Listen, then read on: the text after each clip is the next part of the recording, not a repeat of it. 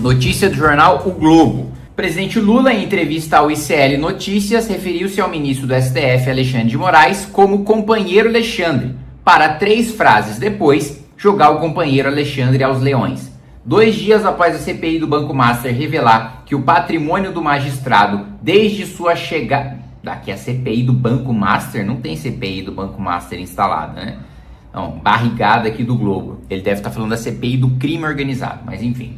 Revelar que o patrimônio do magistrado triplicou desde a sua chegada ao STF e que só os 17 imóveis que possui com a mulher estão avaliados em 31 milhões de reais, Lula afirmou que quem quer ficar milionário não pode ser ministro da Suprema Corte. Olha que lúcido esse nosso presidente da República. Só demorou 20 anos para ele chegar à conclusão de que quem quer ficar milionário não pode ser ministro do STF. Disse ainda que salário de deputado, governador, presidente da República não permite que ninguém seja rico. Permite sim, tá? Para padrão de Brasil, óbvio que para padrão de país desenvolvido, né, quem ganha o salário de deputado, de presidente da República, de ministro supremo é alguém de classe média. Agora, na realidade do Brasil, quem ganha 46 mil reais, né, faz parte do 1% mais rico da população. Se o 1% mais rico da população não é considerado rico, né, nós temos aí um contrassenso, nós temos aí uma dificuldade lógica. Obviamente que quando a gente pensa numa pessoa rica, a gente pensa numa pessoa multimilionária. Mas o Brasil é um país miserável, ele não é um país pobre, ele é um país abaixo de pobre, ele é um país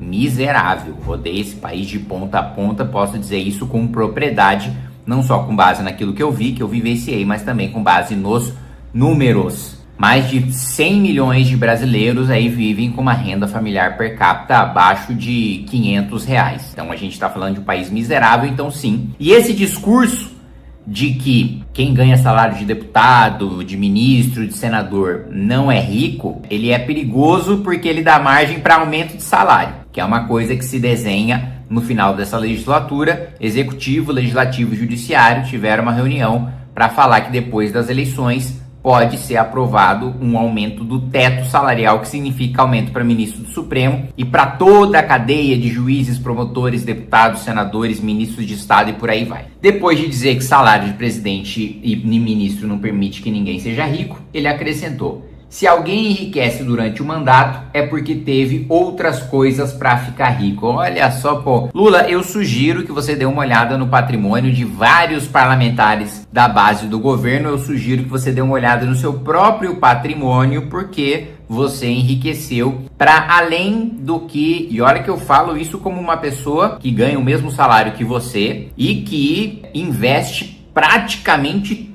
todo o seu dinheiro. E mesmo a pessoa que, como eu, investe, tem rendimentos todos os anos, você se enriqueceu investindo o seu salário, você precisa dar aulas pro Warren Buffett, porque você é um fenômeno, né? Mas enfim, segundo as suas próprias palavras, você teve outras coisas para ficar rico. O presidente tem vários motivos, diz a matéria do Globo, até onde a vista alcança, todos de natureza eleitoral, para largar a mão, olha só, largar a mão, né? Menos de 4 anos depois do ninguém solta a mão de ninguém, já tá soltando a mão do Alexandre de Moraes. Para largar a mão daquele a quem, por mais de uma ocasião, chamou de salvador da democracia, uma das togas mais poderosas do tribunal, que foi o parceiro institucional e instância de sustentação do seu governo nos choques com o Congresso.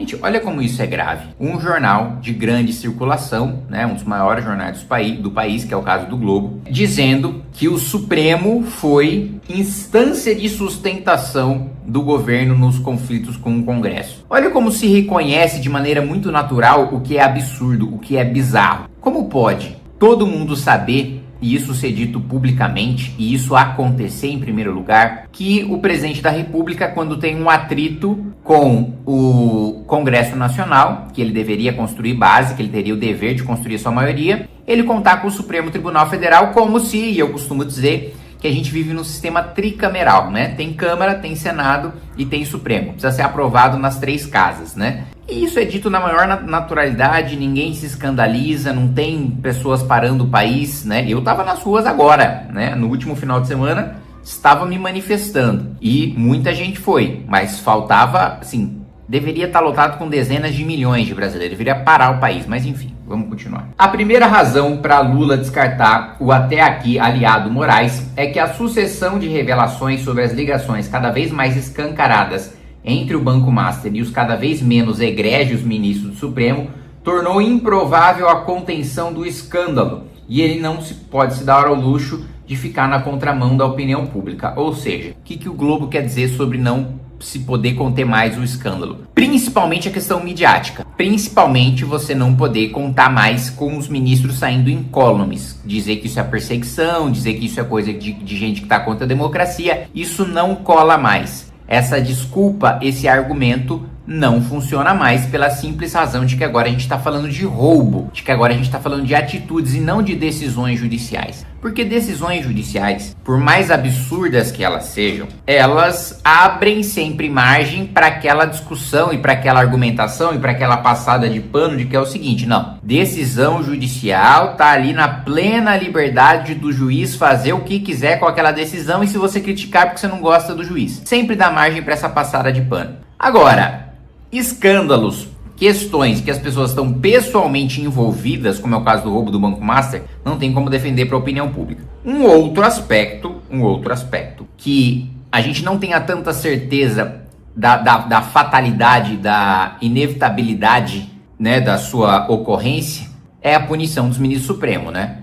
Outro aspecto seria dizer, não, o escândalo está tão grande que não dá mais para a gente contar que os ministros do Supremo não serão punidos, eventualmente não serão presos. Bom, de certa maneira também dá para se interpretar isso da matéria aqui do Globo. Segundo a última pesquisa Quest, mais brasileiros não confiam no STF, 49%, do que confiam, 43%.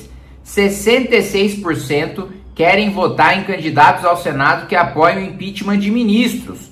O pior dado para Lula, 59% vem a corte como aliada do governo. Gente, eu quero conversar com você, 66% que defende impeachment do Supremo, que acha que senador tem que fazer isso. Pelo amor de Deus, estude a história do senador. Pelo amor de Deus, tenha certeza de que você está votando numa pessoa que não só defende impeachment de ministro supremo, mas cuja defesa é plausível, é coerente com a sua trajetória, com a sua ideologia. Não me vai apoiar senador que diz defender impeachment do Supremo, mas na hora do vamos ver, vota no Davi Alcolumbre para presidente do Senado. Não me faça isso. E também, nossa, que dificuldade que eu tô de não usar o verbo votar para não cair no processo eleitoral. E não me vá apoiar os senadores que fazem parte do mesmo grupo político desses senadores que foram absolutamente covardes em promover esse voto no Davi Alcolumbre, né? Vamos lá. Há uma segunda razão para ele abandonar Moraes, cuja biografia disse ter tentado salvar, sugerindo ao ministro uma declaração de impedimento e um truque retórico. Diga textualmente: minha mulher estava advogando, minha mulher não tem que pedir licença para mim, ela faz as coisas, né? É o que o Lula estava sugerindo como resposta para o Moraes. Mulher não manda minha mulher faz o que bem entender aí com quem quiser. Essa razão passa pelo fato de, assim como Lula, Flávio Bolsonaro dar um braço para não ter de subir num palanque e falar do envolvimento de ministros do STF no caso Master, né? Por razões óbvias, porque Flávio Bolsonaro tem rabo preso, ele jamais vai falar que Dias Toffoli tem que ser preso, como eu digo, Dias Toffoli tem que ser preso, ou que Alexandre de Moraes tem que ser preso, como eu digo, Alexandre de Moraes tem que ser preso, e no que depender do meu voto, da minha militância, da minha ida pra rua, né, de tudo que eu puder fazer enquanto parlamentar, enquanto cidadão, enquanto militante, Alexandre de Moraes vai terminar na cadeia. Esta mesma frase jamais será repetida pelo senador Flávio Bolsonaro. O filho de Jair Bolsonaro segue com freio de mão puxado no assunto, não apenas por ter pai presidiário e à mercê da corte, mas por temer pela própria sorte. Assombra-o a hipótese, até agora nem cogitada nem fundamentada, de integrantes da corte produzirem um fato jurídico que leve o TSE a indeferir o registro de sua candidatura. Acho muito difícil que isso aconteça. Por motivos distintos, tanto Lula quanto Flávio pretendiam manter a maior distância possível do inconveniente assunto dos magistrados radioativos. A entrada de Caiado na eleição, porém, tende a obrigar os dois a mudar o jogo. Na segunda-feira, o candidato do PSD declarou que, antes mesmo de um eventual impeachment de ministros, STF deveria cortar na própria carne e afastar nomes envolvidos no escândalo. Ao arrastar o tema para a arena presidencial, Caiado obriga Flávio a segui-lo. Só que outro ponto, Caiado é outro que não teria coragem, como não teve, não disse, de dizer que Alexandre de Moraes e que Dias Toffoli teriam de ser presos. Enfim, amigos, toda briga entre os nossos inimigos é razão de esperança, é motivo do nosso interesse e é nosso dever nos aproximar e entender o que está acontecendo. Muita gente muito militante de direita, eleitor, apoiador, fala: não quero saber do que está acontecendo internamente na esquerda, se fecha numa bolha do próprio algoritmo, de só receber coisas que dizem respeito ali às confirmações das suas convicções, de calcificar e de ampliar os argumentos para defender aquilo que já defende. A maior parte das pessoas querem se fechar nessa caixa. Façam como eu. Leiam sobre os seus adversários, sobre os seus inimigos, o que eles estão fazendo entre eles. É a coisa que eu sempre falo. Só tem a percepção de que a esquerda é unida e a direita é dividida quem não lê sobre a esquerda, quem não acompanha sobre a esquerda, porque tem quebra-pau envolvendo eles. E quem de direita não sabe e não entende esses quebra-paus, não tem a capacidade de desenvolver uma estratégia política, midiática, jurídica de aprofundar essas divisões para vencer o seu inimigo, que é exatamente aquilo que eu trabalho para fazer. Nos ajude a continuar produzindo conteúdo da missão. Se inscreva no canal, curta e compartilhe.